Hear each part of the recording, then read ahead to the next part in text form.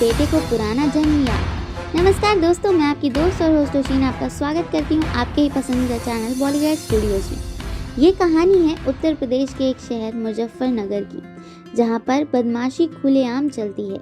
इसी मुजफ्फरनगर के एक गांव खेड़ीपुर में हुआ। बेटे के पैदा होने से घर वाले बहुत खुश थे।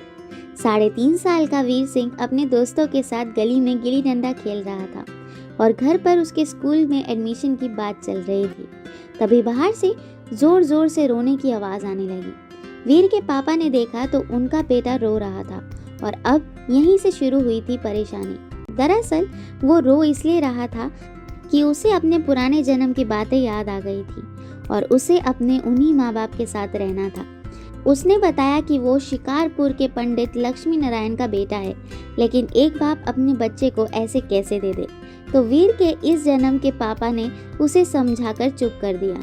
वीर ने हार नहीं मानी और एक दिन ये बात पंडित लक्ष्मी नारायण के कानों तक पहुंच गई। ये सुनकर वो खेड़ीपुर दौड़े चले आए। गांव में पंचायत बैठी, जहां पहुंचते ही वीर लक्ष्मी नारायण के गले लग गया और उसे बहुत सी पुराने जन्म की बातें बताई, जो कि और कोई नहीं जान सकता था। लोगों को ये जानने की बहुत इच्छा थी कि आखिर ये सब अचानक वीर को याद कैसे आया। तो उसने बताया कि वो अपने दोस्तों के साथ खेल रहा था, तभी उसकी पिछले जन्म की माँ उसके सामने से गुजरी और उसे सब याद आ गया।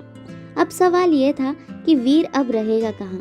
जिद्दी वीर ने अपनी पुरानी पहचान ही चुनी और लक्ष्मी नारायण के साथ जाने को कहा। उसके इस जन्म के माँ बाप उसकी खुशी चाहते थे, इसलिए उससे नहीं रोका। वहाँ जाकर वीर ने अपने सारे भाई बहन और रिश्तेदारों को पहचान लिया। अब अचंभे की बात यह थी कि उसने उन भाइयों और बहनों को भी पहचान लिया जो उसके मरने के बाद पैदा हुए थे। सबका सर चकरा गया। तब वीर ने बताया कि उसकी मौत कच्ची उम्र में हो गई थी और उसे ना तो मुक्ति मिली ना ही शरीर, इसलिए वो घर के पास वाले पीपल के पेड़ पर रहता था। जब उसे प्यास लगती थी तो वो कुएं पर पानी पीने चला जाता था और जब भूख लगती थी तो माँ के हाथ की रोटी खा लेता। यही वजह थी कि रोटियां जब चाहे गायब हो जाती थी। उसे पूछा गया कि उसने कभी किसी को परेशान क्यों नहीं किया, तो उसने कहा कि जब किसी ने मुझे परेशान नहीं किया तो मैं किसी को क्यों परेशान करता। वीर ने बताया कि वो 2-3 साल नहीं बल्कि पूरे 9 साल इस पेड़ पर रहा और फिर एक दिन उसे नया जन्म मिल गया और वो खेड़ीपुर में यहाँ पर पैदा हो गया।